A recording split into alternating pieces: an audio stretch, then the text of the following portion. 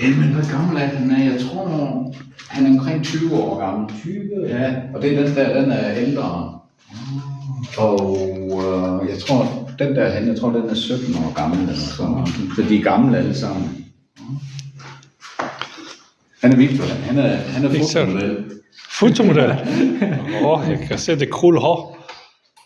Det er noget. Og...